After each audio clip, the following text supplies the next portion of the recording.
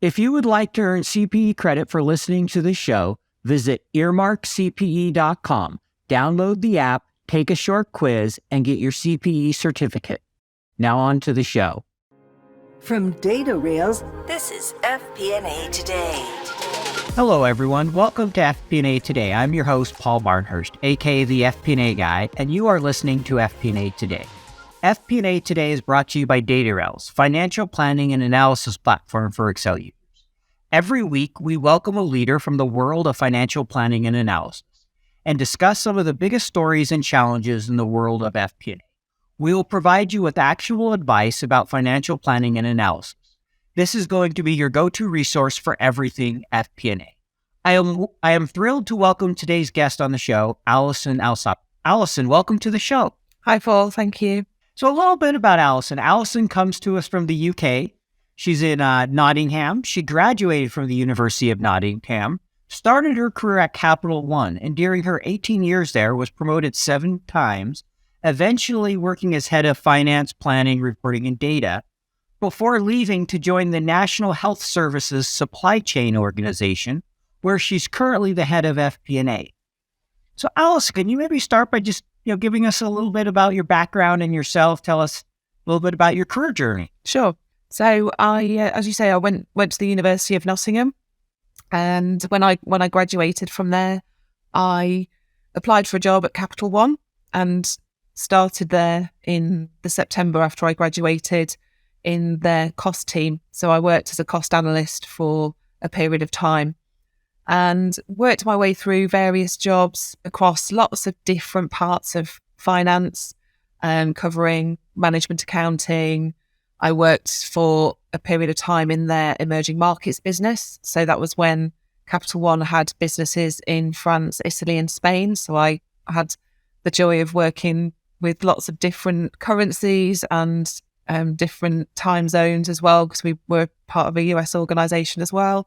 And had some time in the accounting team as well, and took loads of different types of roles. Some of them sort of sideways moves, some of them promotions, loads of different experiences, building just lots of different skills and experience and knowledge that would stand me in good stead in the future. I also did a stint in their finance risk office, so not just doing accounting, but also some risk management for 2 or 3 years before ending up in the finance planning and reporting function, which I really enjoyed, really loved, and spent some time there and got promoted onto the finance leadership team.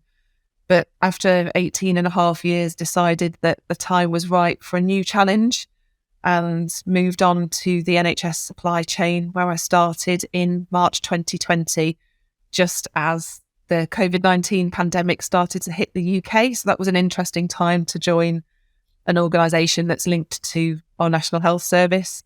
And I've been the head of FP&A for almost 3 years, but for about a year in that time, I also stepped up to support the CFO, who was doing an acting up role as acting CEO. So I stepped up to support him on the exec team and attending board meetings and that kind of thing. So lots of different challenges during my time at the NHS Supply Chain so far, but all good experience. Definitely, I could imagine quite a few challenges. March of 20, as the world changed real quick after you joined. I still remember it was in March. My wife and I went to buy a new car, and I'm sitting in the dealership, and it was the night a basketball player, he actually played for the Utah Jazz, where I'm from, tested positive, and they started shutting down like the whole world. They canceled the game, and I'm in the dealership when I hear this going, everything's going to shut down in the next week. I'm like, can I be buying a car right now? Am I going to have a job in a week? And I'd already pretty much just was finalizing all the papers and going, all right, we'll see what tomorrow brings. Yep. I can only imagine being on the front end of healthcare, supporting that, how challenging that time had to have been. Yeah, it did suddenly change. I joined on the 2nd of March thinking that it was this thing that was in a different country that might turn out to be a little bit like some of the other sort of diseases that were threatened to be something bigger than they ended up being. And then within a week, my children's breakfast club and after school club had closed down because one of the key workers had tested positive for COVID, and all of a sudden it became scarily real. But at the same time, working for an organisation that was providing critical supplies into the NHS.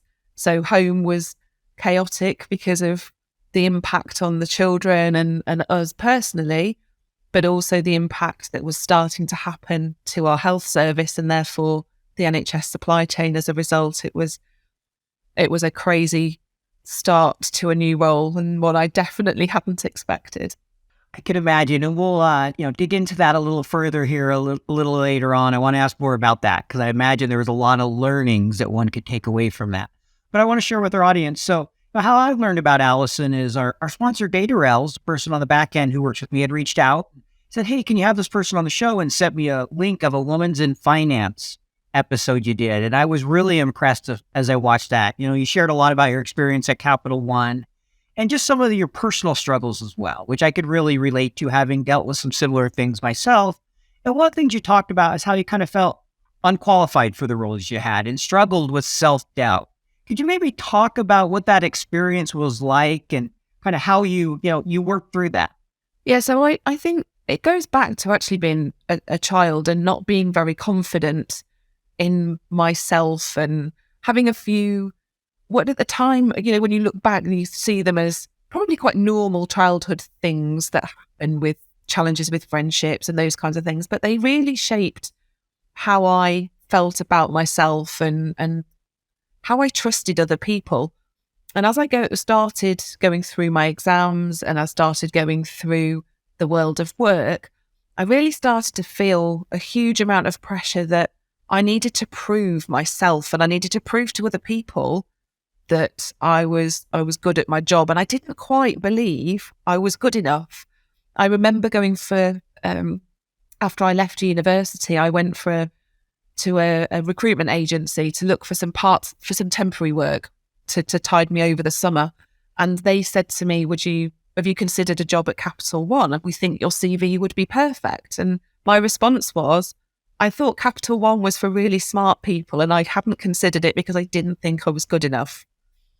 And they put me forward for the job and I interviewed for it and I got the job.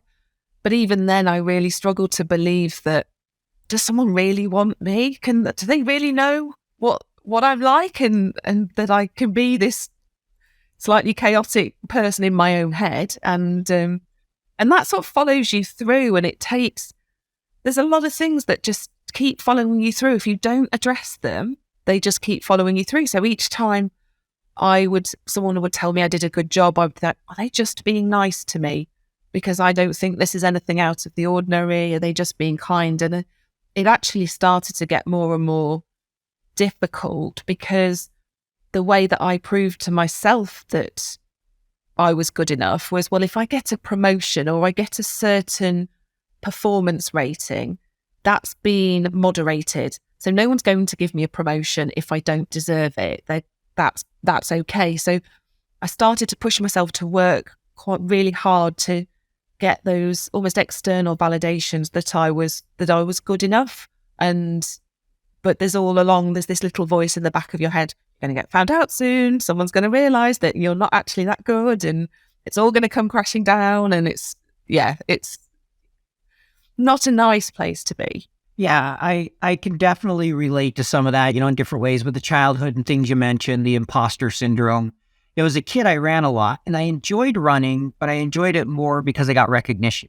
I was good at it. It was a way to kind of help with those self-doubts, and that I loved running for the sake of running. As I got older, started doing it again, I realized I started to enjoy it for the passion of it after I'd worked through some of that self-doubt and just being, okay, do it because you enjoy it, not because, oh, hey, I came in first in my age group, so look at me, so I must be successful, versus, because others saw me as doing really good in this case. So I can relate to what you're saying there, and I think it's a struggle that I think much of our audience can relate to. So with that, you had mentioned on the Women in Finance podcast that there was a moment where things kind of changed for you, where, maybe things came to a head and it really helped you kind of step back and gain a new perspective. Could you talk a little bit to that? Sure. Obviously, over the years, you push yourself harder. You push yourself to prove yourself more.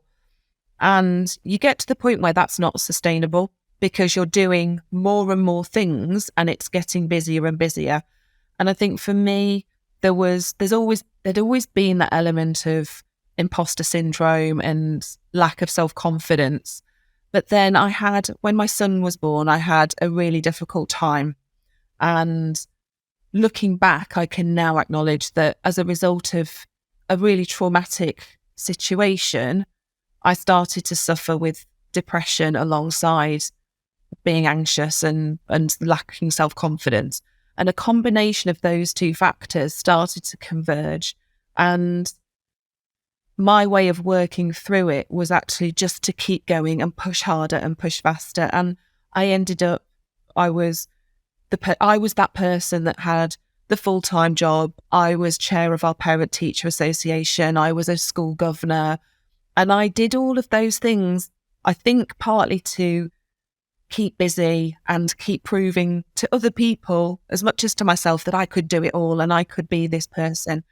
And it was the anniversary of, it was my son's birthday. I think it was his 7th or 8th birthday. I think it was his 8th birthday. And all of a sudden it was always like I hit a brick wall.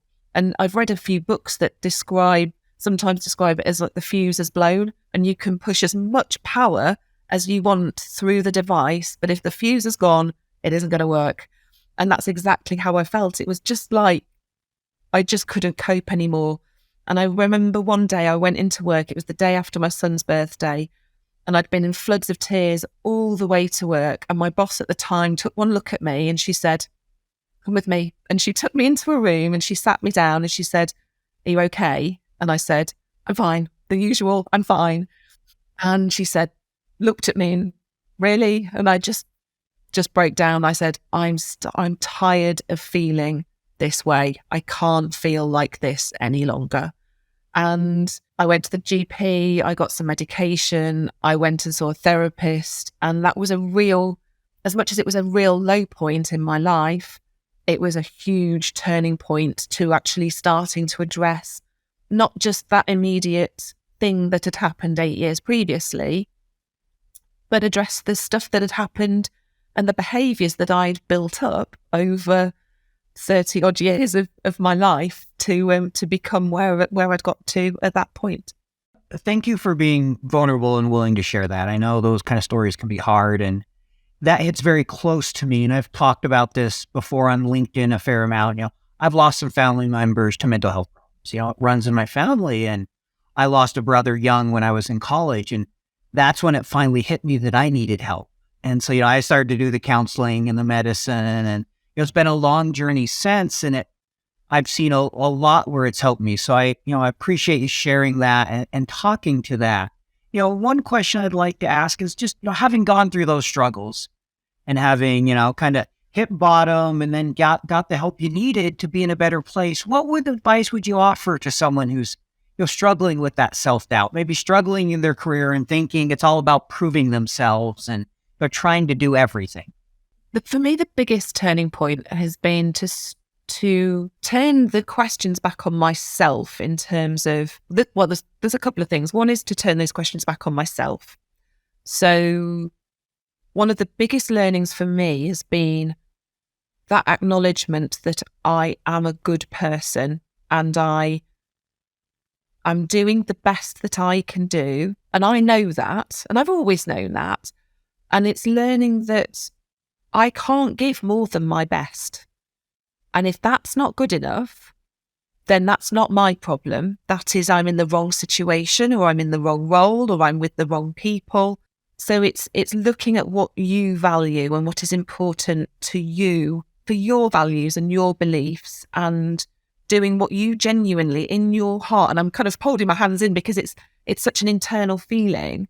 And that's one of the biggest things that I would say, but also talking to other people, finding people that you trust. One of the biggest things for me is trusting that somebody will tell me if I'm not doing a good job. So I've since been really clear with the managers that I have. The good feedback is lovely to hear. We all like to hear when we're doing a good job. But for me to really believe it and really take it on board and trust that it's true, I also need to hear the development stuff. I also need to hear the stuff I could do better. And if somebody's just saying, you're doing a great job, don't worry about it, there's always something we can do better. So I need to have that trust that they will tell me. And that really helps me to relax a bit more into my role and be more confident in what I'm doing. So I think there's two things. One, becoming comfortable with you, and the other one is building those trusting relationships. And as a result, I lead by example. So I try to make sure I have the same conversations with other people, with my teams, and I talk about this kind of stuff as well, because it helps people know where you're coming from and why you might need what you need. So if somebody's struggling with self-doubt, I would say, be honest with people, be honest about how you're feeling. And if the person you're talking to doesn't respond well to that and almost rejects that point of view, if it's an employer, really question, are they the right people to be surrounding yourself with? Do you really want to work somewhere where your true values and feelings aren't recognised and appreciated? And that's easy to say because I come from a place where that I genuinely feel that they are, but I found it works for me for sure. Well, thank you for sharing that. And I appreciate what you said there about, one, learning to kind of trust in yourself, be yourself, and also surrounding yourself with people that will be honest with you, that you could have those open, honest conversations. So I'm a big fan of having mentors or having those trusted people, both inside and outside work, that will give it to you straight sometimes when you need it, right? Because yes, it's nice to hear all the praise, but we all know we have rooms to improve. And reality is we're typically our harshest critic. I know I am. Other people, you're doing a great job, and I'm sitting there thinking, if only you knew the truth, right? I think you're laughing because I think you shared some of those same things. Like, they ever figure out what I'm really like, I'm out of here. Like, they do know I'm a fraud, right? So I've definitely had those moments where I've felt that way, and so I think it's just important to have those right people around you. And I really appreciate how you talked about being willing to get help and having sometimes a professional that can help you gain those skills you need. So helping employees know that. One of my favorite episodes we did is we had two people from here, one from the UK and one from Brussels or Belgium. I can't remember now, but this was months ago, and we talked about mental health and burnout in finance because budgeting and planning season, we've all been there, where it can be some really long hours and late nights as numbers don't tie, and just about how to manage that and make sure you have employers that can help you there. So appreciate you taking a little bit of time to talk about your experience there and discussing some of those challenges. So thank you. You know what it is like. 13 different spreadsheets emailed out to 23 different budget holders. Multiple iterations, version control, errors, back and forth updates. You never really feel in control of the consolidation and collection process. Yep, I've been there. Stop. Breathe. DataRails is the financial planning and analysis platform for Excel users. DataRails takes data from all your company's disparate sources. No organization is too complex, consolidating everything into one place, secured in the cloud.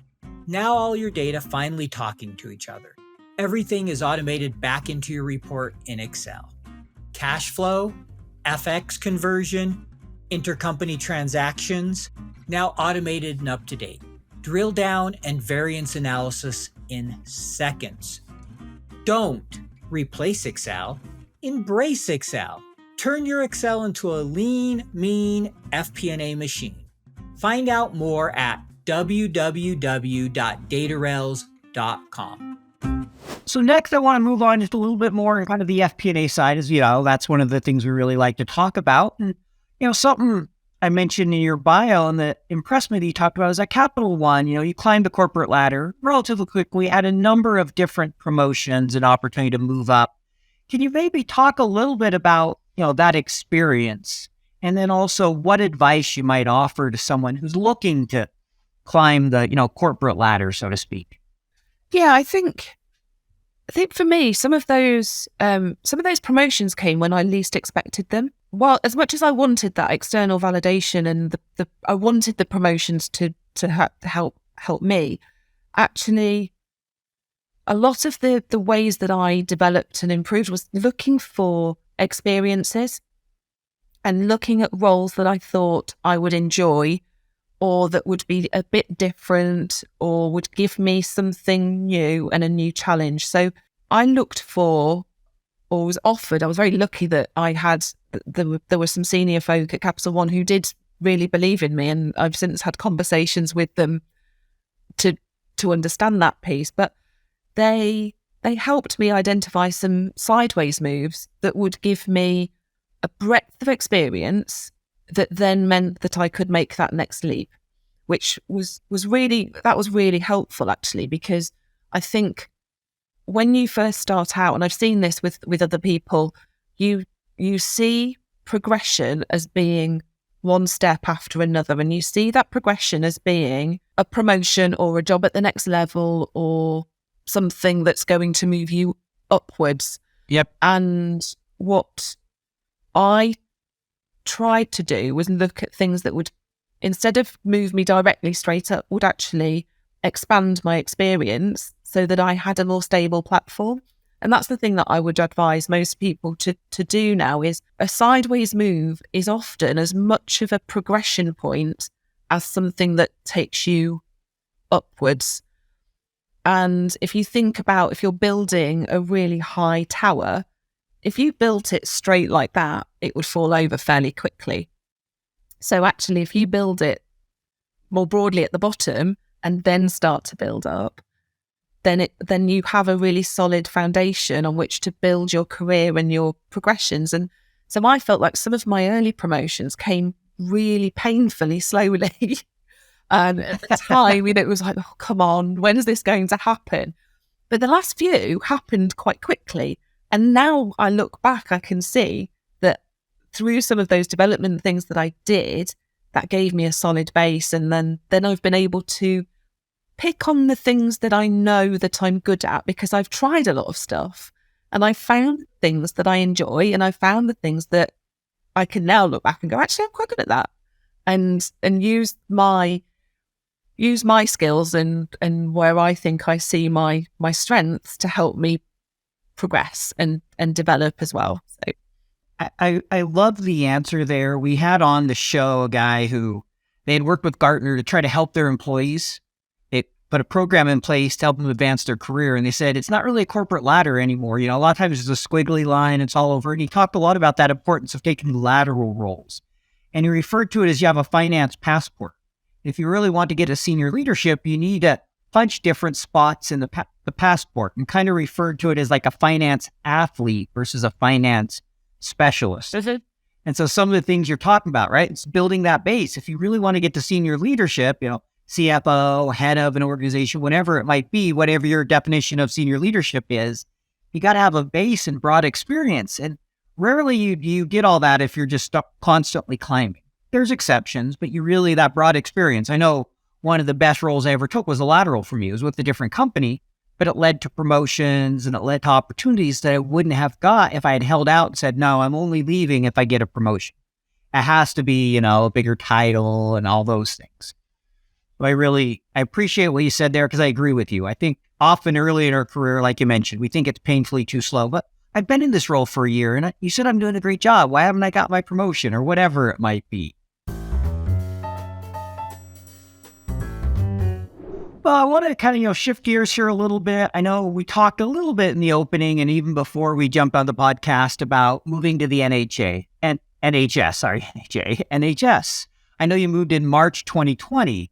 Can you maybe just talk a little bit more about that experience? In particular, you know, what it was like going from the corporate world, Capital One, to an organization, and I know it was supply chain, which is a little different from the NHS, if you want to talk about that, but just going to an organization that was much more government run, you know, healthcare, totally, I would think, different kind of animals, so to speak, right? Very different from where you'd been, and going in at a time that was unprecedented. Maybe just take us a little bit through that experience. absolutely. So for the benefit of anybody that doesn't know, isn't familiar with the NHS, I guess. So the NHS Supply Chain is a separate company from the NHS, but it is owned by NHS England.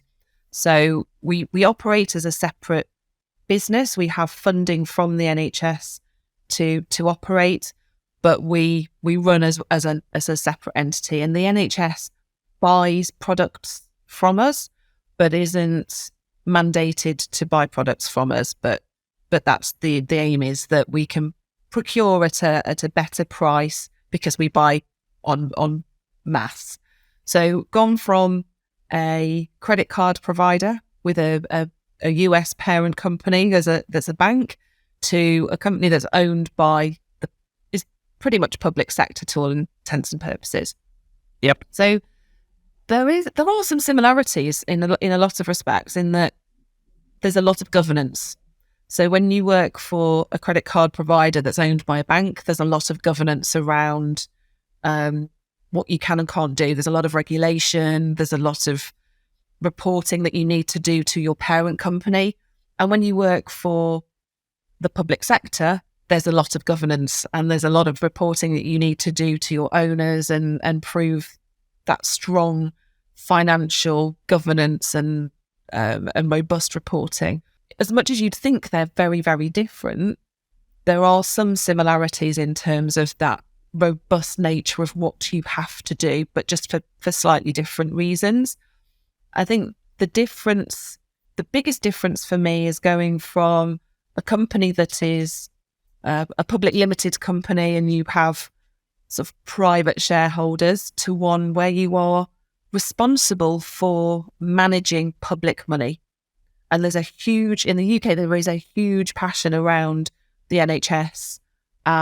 So in the UK, there's a real, banks and credit card providers are the bad guys, and you are bad and you are evil. And the NHS is almost our baby, and it's something that we need to protect and nurture. So there's a very different mentality to when you tell people that you work for the NHS versus you work for a credit card company. But also there's a real passion to the people that you work with when you work within the NHS. I would say the majority of people that I work with all have some history with our NHS, or their families have history with the NHS, and most people we're all united actually with a common purpose to want to drive benefits into the front line so that the front line can really succeed and spend the money on treating patients, improving patient care, improving patient outcomes. And that's the thing that we, as an organisation, we feel really passionately about, and it drives everything that we do. And it's wonderful to work for an organisation that has such a social purpose and a real passion amongst its workforce. And there was a lot of that within Capital One as well. Capital One really wanted to not be the bad guy of credit cards and banking. Capital One wanted to change banking and be something that was good. So there are similarities, but there are a lot of differences.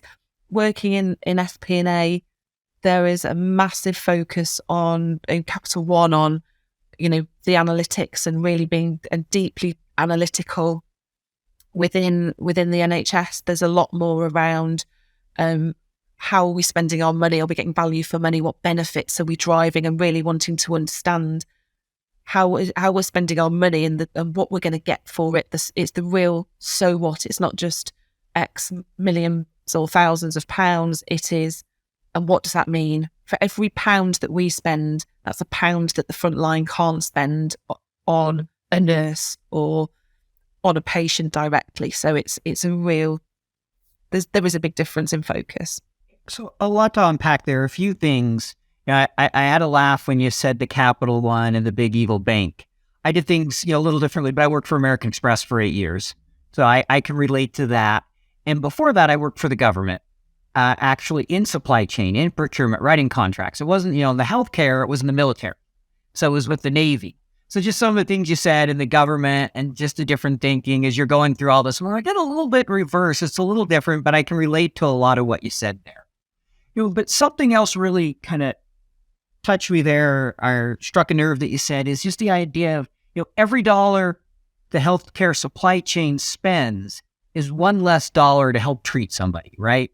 That goes to the front line, as you mentioned. So how does FP&A contribute to the strategy of the National Health Service supply chain and also the NHS as a whole? And then maybe even more specifically, how did you manage that during the pandemic? Because I would imagine the supply chain, I know it wasn't the US, was stretched to its limits. Masks, beds, a lot of things. So maybe kind of just talk a little bit about, in particular, first, just how FP&A helped manage through the pandemic and the challenges that came to the supply chain. So when it comes to the sort of the typical things that you think about during the pandemic was PPE, so like say masks, aprons, gloves, those kinds of things. A lot of that fairly quickly was carved out and a separate entity run by the Department of Health was created because it was just identified that this very quickly that what was there was just going to be on such a massive scale that it needed to be managed as its own thing and dealt with by itself. So what NHS Supply Chain was left with was everything that wasn't PPE, and that actually changed we still had people that were involved in PPE, but that core business outside of that was changed quite a lot, and it was constantly changing because, as you imagine, hospitals and all healthcare settings were overwhelmed with what was happening with COVID. So things like elective surgeries and all those other things where we would normally provide products into the hospitals and the trusts started to drop down. So from an FP&A perspective, there was a lot of needing to reforecast on the impact that would have on our business. So, there was greater demand for beds, but there was less demand for surgical instruments because fewer operations were happening and fewer cancer treatments were happening and those kinds of things. So we were having to help advise the business on what was changing and how demand for our products was changing and what that impact was on our funding position and the programs and projects that we needed to run and all those kinds of things. So I remember joining a focus group with people in lots of different organisations, not sort of several months after the pandemic hit, and we all talked about having the constant budget cycle and ending up having to almost re-baseline budgets multiple times. So I think the value that FP&A added during that time was that constant clarity of in a constantly changing environment. What does this mean? What's different? What's changed? How do we need to focus our resources? How can we change what we do and really just move with the times very, very quickly and provide different models of different scenarios and how are we comparing against scenario A, B, C, D, etc. So that was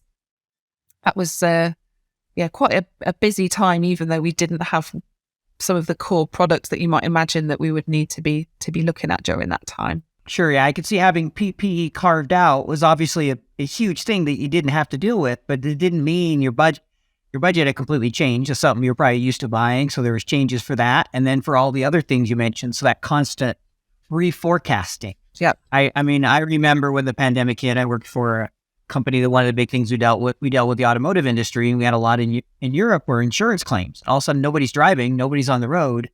There's no transactions around claims for accidents and things. And so all of a sudden a 90% drop and trying to reforecast, okay, how long does this last? What does it look like? If it's 3 months, if it's 6 months, well, what about this scenario? What if it gets worse? What if it gets better? Imagine all those type of things you're probably constantly going through. I mean, what advice would you offer, having gone through that experience? What do you think are some of the most important things to manage in such a fluid environment where, you never know what the next day is going to be like, so to speak? I think one of the biggest things is to make sure that you've got those relationships built with other areas of the business.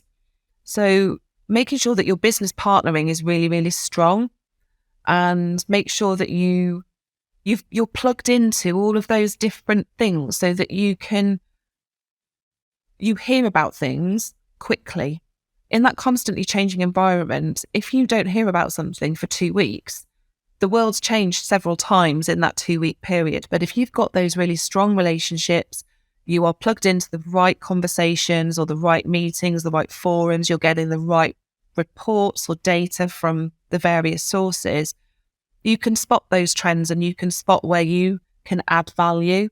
And I think that's the big piece that FP&A can play. A lot of people see finance people as being holding the purse strings and that kind of thing. But I think, FP&A is so much more than that. And the way that we operate within my team is we need to be partners with the business, and we need to support the business through tricky times like we've been through. And, building those relationships is the key to making that happen, both in a crisis situation, in a pandemic situation, but in a business as usual situation. And then you can see much more quickly and much more easily how you can add value through analysis, through reforecasting.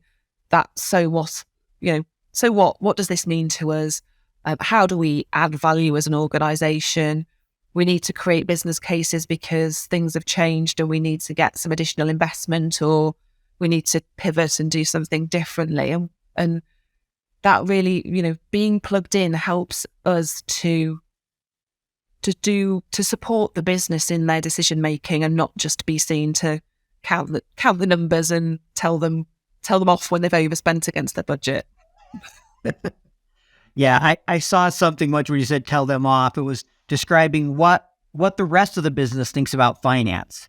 And it said, one of them was, finance feels like you've personally attacked them if you ask for, money to provide cream cheese and bagels at a breakfast. It was kind of the idea. It's like, yeah, right. It's what? I want to spend 20. No, we can't do that. And obviously that's not what we want to be known for. It's like you said, we want to be known as a partner where we can help bring value and figure out how to help them get through these difficult situations with keeping a financial lens in mind. I mean, obviously, we'd all like to have unlimited money, especially in a situation like the NHS, right? You'd like to be able to fund everything and do everything for everybody. But the reality is, it's just unfortunately, resources are limited. Yep. And I think we have such a key role we can play there, especially when we partner and build that trusting relationship with the business. That's when, we can really help guide them through the challenges. And, kind of speaking of challenges, I know the last few years have obviously been a big challenge, but what do you see as maybe some of the biggest challenges moving forward for the NHS and NHS supply chain? I think some of the biggest challenges for the NHS at the moment are resources generally. So there's a real challenge around having sufficient nurses and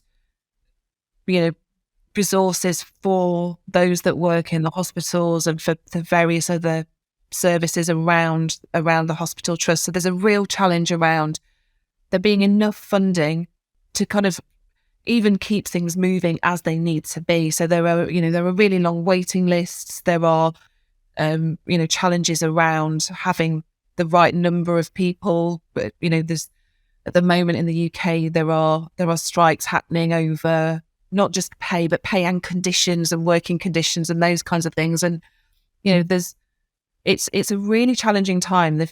Our NHS has been through so much over the last 3 years, and there's just no breathing space for them to recover and deal with everything that's happened in the last 3 years, and to repair where things are. And it's organisations like the NHS Supply Chain are I think a really critical part in helping the front line to put its money where it really needs to put its money. And we can really play an important role in not just pounds savings on products and that kind of thing, but in really kind of having some insight and support in terms of driving genuine value to allow the NHS to have more money to spend on the things that it really needs to spend the money on, and to improve the way that we interact with the NHS and those kinds of things. there are huge, there are huge challenges, and the economy is going to be one of the biggest challenges I think that faces not just the NHS, not just the NHS supply chain, but the broader, across the whole country, across the world is, we're seeing record levels of inflation and those kinds of things. So there are huge challenges from all different angles. And I think that economic situation also creates challenges because it challenges our people.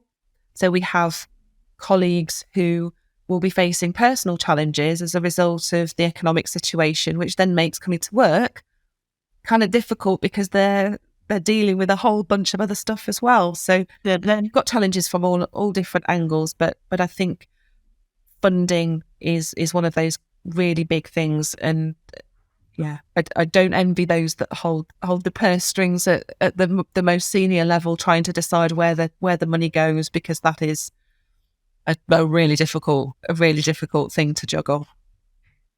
It is for sure, and you can never win. No. You're always someone's going to be unhappy because there's just not unlimited funds. So I could see funding being a real challenge. I think the other one you mentioned makes sense to me is just the stress on the system. Yeah. Right. There really hasn't been a break over the last few years. And so you have people wearing down. And so it's not, you want to be able to do everything you can to help preserve those funding and make intelligent decisions. But there's also that very human side that's a real concern of just the people and the challenges of being stressed for a couple years in ways that you probably haven't been for such a long time in your life, in your work environment. And then to have the personal come behind of the economy and the inflation creates some, real challenges, both on a professional and personal relationship for people. So trying to also, how do you manage that as an organization? And so kind of speaking to that, how do you manage that with your team? How do you, kind of make sure that you're getting the work done you need to, and that everybody's in a good place? I think it comes back to something I've said earlier: communication, talking, knowing your team, spending the time to get to know individuals, but also creating that space where they feel safe to talk about things, making sure that when, and it's not just about now, it's about the work that you've put in before this point. And it goes for any situation. I firmly believe in putting people first and talking to my team and understanding who they are, where they come from, and what they bring and what worries them, what makes them tick, what worries them. And the more you talk to people, the more you open up and the more you're vulnerable with them about your own situation, the more likely they are to talk to you. And I do very much try to lead by example and provide that opening to say, yeah, I'm struggling here. I'm finding this really difficult. How about you? How are you finding it? It gives them that, almost that opening, that permission to say, yeah, I'm finding this really hard and it's really tough right now. And that seems to be working. I've had members of my team that come and talk to me about stuff. There's probably a whole bunch of stuff that they don't talk about. And if any of them watch this back, they'll be sitting here going, I've not told you this. But I do try to encourage that sort of environment and that culture of being open and honest, and try to provide different forums that work. So when I first started, I had some one-to-one time with each member of my team. When somebody new starts, I try to make sure that there's one-to-one time with them. Even not just my direct reports, people who are direct reports of my direct reports. And sure, when time that we all come into the office together, time that we all get together and just actually chat. We don't have any agenda. We have once a fortnight, we have a team drop-in session, and we just sometimes use it just to talk to each other. And that helps to build that environment of trust and of sharing and of talking to each other.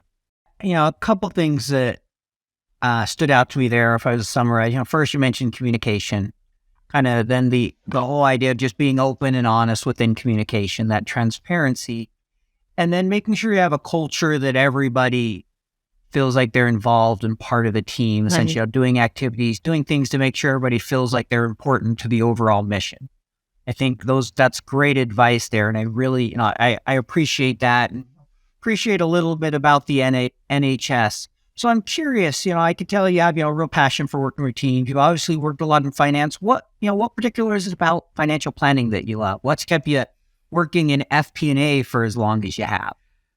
I love the fact that you see all different aspects of the business. So you get to see so many different things, as not just the business as usual, not just, the things ticking over. You get involved in different projects, you get involved in new things that are happening, but also you get to sort of support on solving some problems.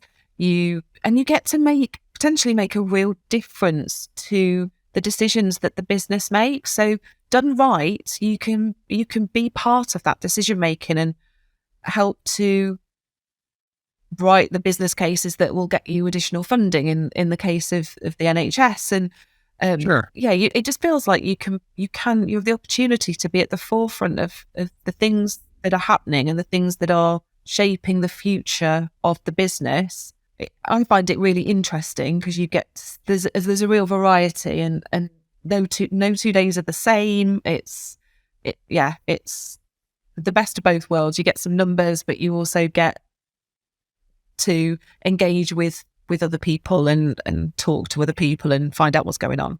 And that's what kept me in finance. I loved it when I really got to work with the business. I enjoy the numbers, but feeling like it made a difference. You're involved in that decision making and you can help drive things forward. I know for me, that's something that's kept me in FP&A as long as I have. So I appreciate that answer. We're coming up here toward the end of our time. Just have a couple more questions, and these are ones we kind of ask everybody. One is, what do you see as the biggest opportunity and then maybe the biggest risk for FP&A going forward? I think one of the biggest opportunities is using sort of data and tools that will give us greater insights. So there's so many different tools on the market and different things that you can use to help you analyze your data in better ways.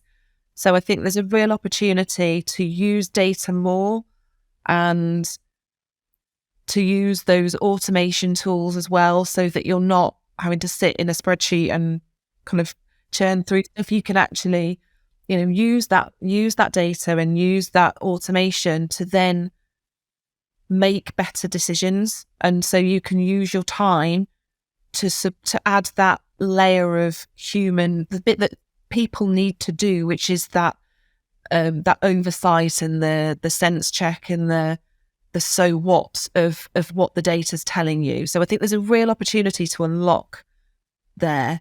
I think there's also a risk in that there is so much data that you get completely swamped and you can't see the wood for the trees and you can't do anything with it. I think there's a risk that people don't want to move with the times as well. We need to make sure that skills keep up with the tools that are available. And I think it's a really, from a personal perspective, it's a bit of a tricky one, because you want to be better and you want to do more and you want those exciting things. But equally, that also means that some of those skills that we've really valued over the years become somewhat redundant. And I think one of the risks is that we don't move with that, and we hark back to the way that we used to do things and don't embrace those things and see the opportunities that they can really unlock. So there's a couple of risks associated with that opportunity. I think that's well said, and I agree with you. Huge opportunity with data, but with it comes a lot of risk, getting lost in the forest, so to speak, as you said, and not upskilling. Yeah. Because the more data we deal with, there's some technical skills that you need to have to unlock those insights. And if you're not learning, you get left behind. So I think that was well said, and I agree with you. This question here is one of my favorite. We like to ask anyone, and a little more personal question. We ask people, what's something unique that they can share about themselves with their audience? Something we wouldn't find out about you online. So one of the things I don't think you'd find out about me online is when I was at school, I'm a qualified swimming teacher and gymnastics teacher. So my part-time job when I was 16 was teaching swimming and gymnastics to 5-year-olds. Fun. But a lot of lessons you learn from that. Yeah. Put me off having kids for a while. I could believe that. Oh, fun. Thank you for sharing that. That's a great one. Next one, our sponsor is Data Rails, and they're a financial planning and analysis platform that is built around Excel. So we like asking everybody what's their favorite Excel, kind of formula, function, feature. What's your favorite thing about Excel? So I was talking about this with somebody at work. So I think my favorite formula is really boring. I love a VLOOKUP because it just makes life so much easier. That is one of our most common answers. So you're not alone. I also like the ability to draw a waterfall chart, because I remember the days of having to draw out on a piece of paper, having to work out my stacked bar chart and how big my stacked bars needed to be so that I could get my waterfall to flow properly and add up. So I very much appreciate the waterfall function now as well.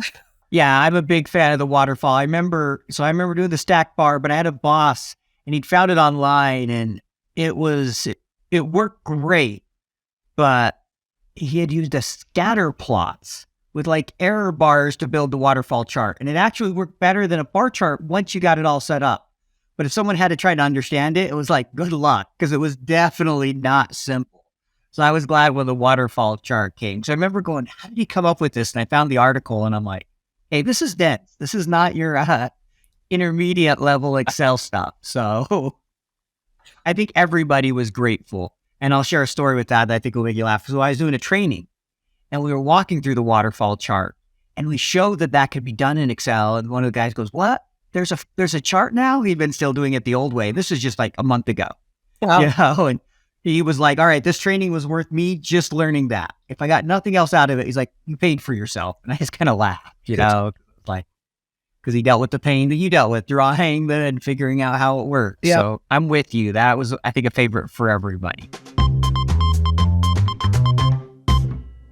If you were to offer advice to someone starting their career today in FP&A, what advice would you give them? I would say seize every opportunity that comes your way. Take those opportunities to expand your knowledge. If you think it's even if you think it's a sideways move, what can you take from that situation? What can you learn? And seek out all those opportunities to learn stuff, have different experiences, and broaden your horizons, broaden your knowledge, broaden your skill set, because all of those things, when you add them up, will really help you in the future, in future roles. There's bits that I've taken from each one of my roles and each thing that I've done that make me who I am today. And I think that breadth of things, that breadth of stuff that I did early on in my career has really helped me to succeed now. And I think the other thing that I would say is just be true to you and focus on what you know to be true and what the values that you hold dear to yourself. I spent a few years being told I needed to be more something, and actually I have become, I think, a better leader as I have trusted my own instincts and I've been more authentic and true to myself. And I feel I've been more successful by being true to myself than being what somebody else told me I should be. I think there's great advice there. I really love the part about being true to yourself. Well, I've really enjoyed our time. I know we're out of time here. I can see it getting dark. See it get dark throughout the time we started chatting as nighttime there. So I know we need to let you go and enjoy some time with the family. But last thing, if somebody wanted to get a hold of you, if they wanted to reach out, is there a good way to connect with you? Yeah, so I'm on LinkedIn, so people can reach out to me on LinkedIn. I do try to read messages and respond to the messages that I receive through LinkedIn. So that's a good place to contact me. Great. Well, on that note, we'll go ahead and end. But thank you so much for your time. I've really enjoyed interviewing you and getting to know you and just chatting with you here. It's been a great conversation. So thank you for carving out some of your evening for us. I really appreciate it. You're most welcome. Thank you for inviting me. I've enjoyed it.